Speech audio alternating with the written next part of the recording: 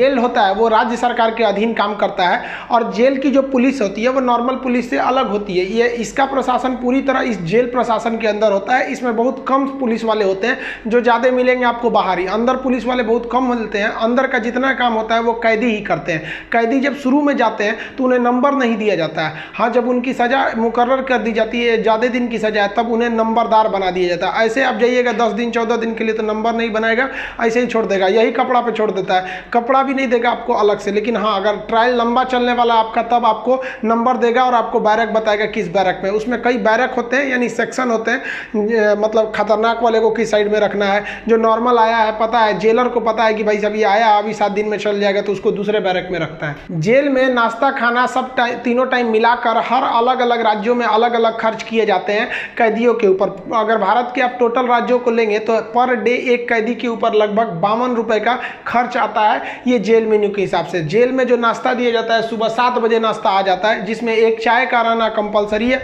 चाय के अलावा आपको कभी चना दिया जाएगा, कभी परोटी, ब्रेड, बिस्किट वगैरह दे सकता है या दलिया दे सकता है। ये सब बिस्किट वगैरह ये अंदर ही बनता है जेल के, काफ़ी अच्छा होते हैं सब। नाश्ता तो कम से कम ठीक देते हैं सब वो। दोपहर का लंच 11 से 12 बजे तक आ जाता है। लंच में अगर आप देखेंगे तो रोटी चाट हो रहेगी और आपको थोड़ा सा चावल और दाल दिया जाएगा। सब्जी कोई भी मौसमी सब्जी हो सकती है। दाल इतना रहेगा कि वो पानी की तरह पतला रहेगा दाल। आपको इसमें एकदम हल्का खाना दिया जाता है। रात का खाना भी दिन के खाने के समय सेम रहता है, बट रात के वक्त में चावल आपको नहीं दिया जाता है। रोटी जो दे दिया जाता है वो 6 दे देते हैं, चावल नहीं दिया जाएगा। दाल और सब्जी नॉर्मल टाइप की सब्जी रहती है, जिससे खा के आप बीमार न पड़े। रात का खाना जो है ना वो शाम 5 बजे रेडी हो जाता है। आपका मन उसी टाइम खाइए या रात 9 बजे खाइए, उससे मतलब नहीं है, वो वहीं दे देगा। रात में खाइएगा तो आपको कोई गर्म करके देने वाला नहीं है, क्योंकि कैदी ही इस खाने को बनाए रहते हैं। इस खाने को जानबूझ के इतना हल्का रखा जाता है, तेल नमक मसाला मतलब एसिडिक चीज नहीं रखा जाता है, मतलब एकदम सादा दिया जाता है ताकि आप बीमार ना पड़े। क्योंकि जेल के अंदर जो हॉस्पिटल होता है बहुत नॉर्मल होता है, थोड़ी बड़ी चीज का इलाज हो सकता है। जेल के अंदर तो कई बार ऐसा होता है कैदियों को खाना सूट कर जाता है, आते हैं दुबला पतला मोटा के चले जाते हैं कैसे कैदी यहाँ से। देखिए जेल के अंदर उसका अपना कैंटीन भी होता है, जहाँ से आप अपने जरूरत की चीजों को खरीद सकते हैं। जैसे मान लीजिए किसी को एक्स्ट्रा खाना खरीदना है तो वो एक्स्ट्रा ले सकता है, उसे लिखवाना पड़ेगा कि भाई जेलर साहब से कि भैया हमको इतना में पेट नहीं भर रहा, हमको 12 को रोटी दीजिए, तो उसको दे देगा, खाना एक्स्ट्रा दे सकता है। आप चाहते हैं कि बाहर से मंगवा दे, घर से खाना मंगा दे, तो इसके लिए भी लिखवा के मंगाना पड़ेगा। लेकिन ये क्या होता है कि आपको बार बार अलाउ नहीं किया जाएगा। खाना आएगा तो वो भी चेक किया जाता है, बार बार अलाउ नहीं करेगा। हाँ, लेकिन घर से जो मिलने उलने जाते हैं लोग, अचार सलाद वलाद का सामान दे देते हैं, क्योंकि आपको जब चटनी अचार ये सब वहाँ पे नहीं मिलता है। वहाँ जब जाइएगा तो आपको बर्तन वर्तन खरीदना पड़ेगा, प्लास्टिक के चम्मच वगैरह रहते हैं सब, नहीं तो ऐसे दे देगा स्टील का तो घोंप घाप देगा सब अपने में, सब वहाँ छाटले पहुँचता है सब। वहाँ की कैंटीन से आप खरीद सकते हैं, आपके पास पैसे रहने चाहिए, और आपकी फैमिली से भी जो सामान आता है आप उस सामान को रख सकते हैं। देखिए जब आप जेल में जाते हैं तो जेन्युइन आप कुछ पैसे लेके जाते हैं, और अगर लंबे दिन तक रह गए तो जो आपसे मिलने जाता है वो भी पैसे आपको दे देता है। लेकिन इस पैसे का मिसयूज हो सकता है, जो आपसे सीनियर कैदी हैं सब ना, जो मरखा टाइप का छीन लेंगे सब पैसा। तो इसको बचने के लिए क्या किया गया है कि जो जेल है, जेल का अपनी करेंसी होती है। ये भारत सरकार वाला रुपया RBI वाला नहीं चलता है, वहाँ कूपन चलता है। ये कूपन जो होते हैं, आपके पैसे को कूपन में बदल दिया जाता है, तो आपकी करेंसी कूपन में बदल दी जाएगी, और आप मैक्सिमम 2000 रुपए का ही कूपन रख सकते हैं। वो कूपन आपको 2 रुपए का मिलेगा, 5 रुपया, 10 रुपया, 20 रुपए का, इसी टाइप का कूपन मिलेगा। ये आपको दिया जाएगा। अब इस पे ना एक विशेष कोड किया जाता है कि भाई आप ही के नंबर का ये रहेगा, आप ही के नाम का, तो दूसरा कोई इसको चला नहीं सकता है कैंटीन में ले जाकर। इसलिए इससे आप आराम से बच सकते हैं। ये रखेगा तो कोई भी चला सकता है। अब 2000 से ज़्यादा आप नहीं रख सकते हैं कैश। अगर कैश पकड़ा गया तो जब्त कर लिया जाता है, और आपकी सज़ा भी बढ़ा दी जाती है। हालांकि बहुत से पहुंचने जो जान पहचान वाले कैदी होते हैं सब सीनियर, बहुत व्यवहार बना लेते हैं सब, अंदर बहुत सारी सुविधाएं ले जाते हैं सब। मोबाइल अलाउ नहीं है, फिर भी अंदर मोबाइल मिल जाता है। जेल में आप जाके मिल भी सकते हैं, आप परिजन हैं तो भी मिल सकते हैं, आप उसके मान लीजिए दोस्त यार कुछ भी आप जाके मिल सकते हैं। मिलने के लिए आपको 2-3 चीज़ें चाहिए। आपको पहले उस कैदी का नाम पता होना चाहिए, पिता का नाम और किस जेल नंबर में है। इसके लिए आप ऑनलाइन फॉर्म भर देंगे तो आपको नंबर वेट नहीं करना पड़ेगा। नहीं तो वहाँ जाइएगा तो ऑफलाइन में 15 रुपये का पर्ची कटाइएगा तो 3-3 घंटा तो पहले आप ही को लाइन में खड़ा कर देगा, तब आपको मिलाएगा। आप ऐसे बाहर खड़े रहेंगे, अंदर कैदियों का ही एक कमरा होता है, अंदर से उसमें घुसा दिया जाता है, वो अंदर रहते हैं, आप बाहर रहते हैं। यहाँ बात कर सकते हैं, यहाँ CCTV रिकॉर्डिंग वगैरह नहीं होता है। यहाँ आप सामान भी दे सकते हैं, बाहर के जो सिपाही खड़े रहते हैं कि अंदर जाके उस कैदी को दे दीजिएगा, ये सामान चेक करेंगे, अच्छा ठीक ठाक रहेगा तो दे देंगे, अगर इलीगल रहेगा तो ये लोग नहीं देते हैं और आपकी सजा को बढ़ा देते हैं। तो आप मिल सकते हैं। मिलने का टाइम 10 बजे से 3 बजे तक होता है। उसके 3 बजे के बाद जाएंगे तो मिलने नहीं देगा, 10 बजे से पहले जाएंगे तो नहीं मिलने देगा। आप वहाँ जाए कि अगर किसी से मिलने जाते हैं, देखिए कई बार ऐसा भी होता है कि फर्जी FIR में किसी को फंसा दिया जाता है, वो भी बता देंगे कि फर्जी FIR होता है तो कैसे आपके नाम को हटाया जा सकता है। और बहुत से स्टूडेंट्स को इस बात का डर रहता है कि जब वो तैयारी कर रहे होते हैं तो उनका पड़ोसी वाला उल्टा सीधा केस में फंसा देता है, FIR करा देता है, तो वो टेंशन में आ जाते हैं कि मेरी नौकरी चली जाएगी। अरे भाई साहब, हम गारंटी देते हैं नहीं नौकरी जाने देंगे। अब उसको भी वीडियो में समझा देंगे कि कैसे आपके ऊपर FIR हो गया है तो उसे कैसे कटवा सकते हैं,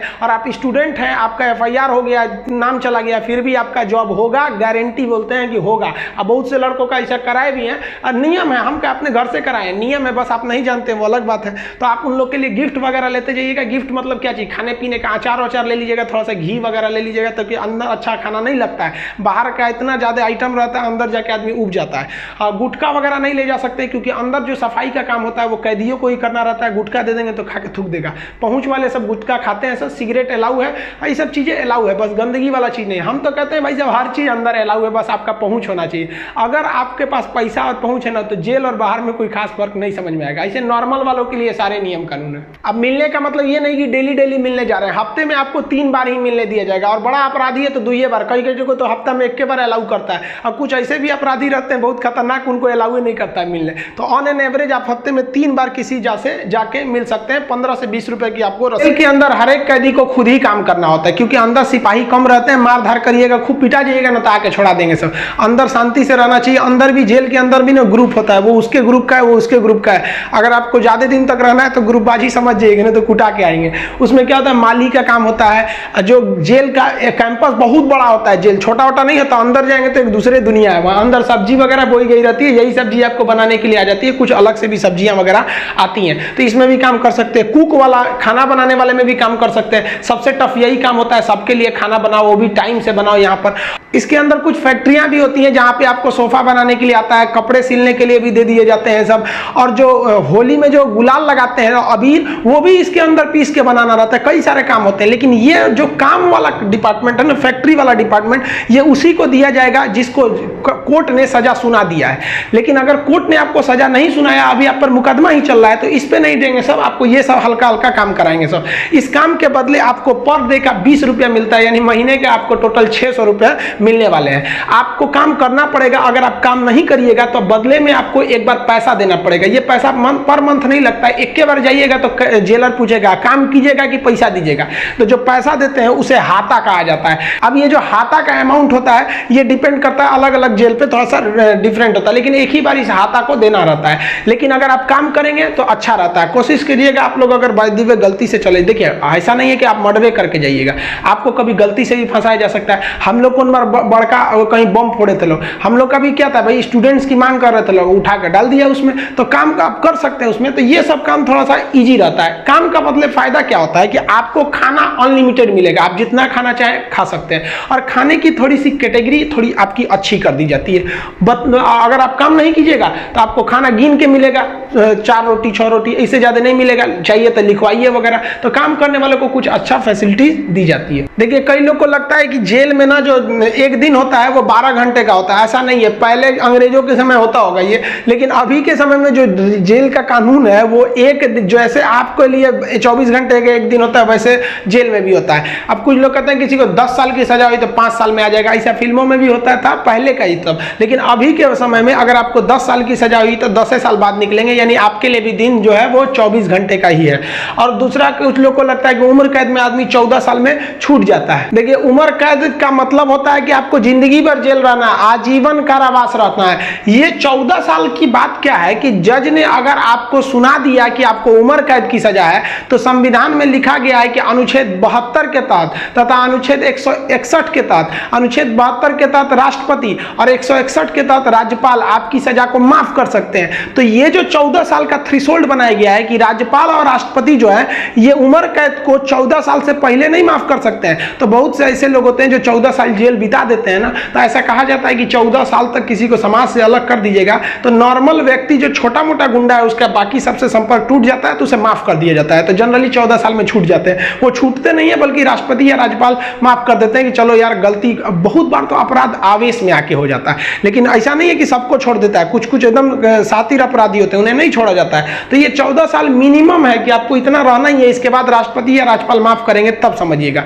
अब एक चीज देखेंगे कि जब जज जो होता है जब फांसी की सजा सुनाता है तो दो चीजें इस पे ध्यान दीजिएगा। फांसी की सजा सुनाने के बाद वो स्याही को, कलम को तोड़ देता है, वो इस बात का संकेत है कि अब हम आपके ये जो फांसी की सजा सुना दिए हैं ना, हम जज होने के बावजूद भी अब इसमें कुछ बदलाव नहीं कर सकते, यानी ये कलम अब मेरी किसी काम की नहीं रहेगी, क्योंकि हम ये कलम रहने के बावजूद आपकी सजा में अब कुछ चेंजिंग नहीं कर सकते। इसलिए जज को बड़ा सोच समझ के फांसी की सजा सुनानी पड़ती है और तोड़ देता है। ये तोड़ने की प्रक्रिया एक संकेत है, ऐसा नहीं है कि उसमें तो दूसर कलम से नहीं लिख देगा, ये केवल एक दिखाने के लिए संकेत होता है। कैसे दुल्हा जाता है तो एक परछावना होता है उसका, वैसे एक तरह से समझिए तो ये। और इसमें लिखा जाता है टू हैंग टिल डेथ, लटकाओ तब तक जब तक मर न जाए, क्योंकि इतिहास में एक बार घटना हुई थी, एक जज साहब ने फैसला सुना दिया था कि इस अपराधी को फांसी पर लटका दिया जाए। अब जब उसे लटकाया गया तो कहा जाता है कि वकील जो था वहां पे ऑब्जेक्शन कर दिया कि लटका दिए, अब हटा दीजिए, क्योंकि आपने ये कहा है कि लटकाया जाए तब तक जब तक ये मर न जाए। अब तो लटकाने का फैसला दिए तो फांसी पर लटक गया, आप जल्दी उतारिए। इस तरह की एक कई सारे पहले के मिथ हैं। अब इसके 100% सत्यता की हम गारंटी नहीं लेते हैं, क्योंकि ऐसी कहानियां बहुत हैं। तो वो लिख देता है कि हैंग टिल डेथ, तब तक लटकाइए जब तक ससुरा मर नहीं जाता है। तो फांसी की जब सजा दी जाती है तो जल्लाद जब सजा दे देता है तो वहां एक मजिस्ट्रेट रहते हैं, एक डॉक्टर रहता है और जेल सुपरिटेंडेंट रहता है। फांसी पे लटके ही रहिएगा, डॉक्टर चेक करेगा, ससुरा अभी बचल है, छोड़ दो, अभी 10 मिनट और छोड़ दो। तब तक डॉक्टर नहीं कह देता, जब तक कि मर नहीं गए तब तक आपको लटकैले रह जाएगा। फांसी जो है वो अक्सर मॉर्निंग में ही दी जाती है, क्योंकि जेल प्रशासन के ऊपर सबसे बड़ी जिम्मेदारी फांसी की होती है। वो सुबह सुबह इसे निपटा देना चाहता है, और सुबह के समय जनता मीडिया भी उतने ज्यादा एक्टिव नहीं होती है। खैर ये सेकेंडरी वजह होता है। फांसी घर में जब कैदी को लाया जाता है तो जल्लाद इस कैदी का चेहरा नहीं देख पाता है, क्योंकि पुलिस पहले ही उसके चेहरे को काले कपड़े से ढक देते हैं। जल्लाद जो होता है उसे काले कपड़े में पहना के फिर फांसी पर लटकाता है। इसे कपड़े ढकने का एक और रीजन है कि जब फांसी लगाई जाती है, किसी को फांसी दिया जाता है, तो उसके आंख वगैरह काफी मतलब तड़पता है, तो एक होता है ना कि थोड़ा सा खराब लगेगा उस वजह से। तो यहाँ पर जो जल्लाद होता है इसे पहले ही, इसको फांसी लगाने से पहले इसे कपड़ा ढक के इसको लटका दिया जाता है। लटकाने से पहले इसे जब फांसी देना होता है तो उससे पहले इससे पूछी जाती है आखिरी ख्वाहिश। यहाँ वो अपने पसंद का खाना खाने को कह सकता है, अपने रिश्तेदारों से मिल सकता है, या कोई धार्मिक ग्रंथ कह सकता है कि हम उसको पढ़ना चाहते हैं। इससे ज्यादा उसकी कोई ख्वाहिश नहीं पूरी की जाएगी। ऐसा नहीं कहेगा कि हमको मर्सिडीज में घुमा दीजिए, ये मरने वाला होता है, इसकी ख्वाहिश क्या बची रहती है। इन सबको तो अपने तबीयत खराब हो जाता है। जब इसके कपड़े में जल्लाद जब फांसी देने जाता है तो इसके कान में कहता है कि मुझे तुम माफ करना, मतलब ये हमारी ये तो मजबूरी थी, भगवान के लिए मुझे माफ कर दो, या अल्लाह के लिए मुझे माफ कर दो, तुम्हें अपने भगवान का वास्ता, जिस धर्म का ये अपराधी है। क्योंकि भाई इसमें कैद, ये जो जल्लाद का, इसका क्या दिक्कत है, इसको तो जज ने जो आदेश दिया वो इसको पालन करना है। फांसी के बाद इसके जो बॉडी होती है वो पोस्टमार्टम के लिए भेज दिया जाता है, फिर घर वालों को दे दिया जाता है। आप जिस धर्म के हैं उस धर्म के हिसाब से इनका अंतिम संस्कार आप कर लीजिए। आई होप आप जेल मेन्यू समझ गए होंगे। नेक्स्ट वीडियो में बता देंगे कि फर्जी FIR से कैसे बचा जा सकता है। मिलेंगे नेक्स्ट वीडियो में, तब तक के लिए जय हिंद।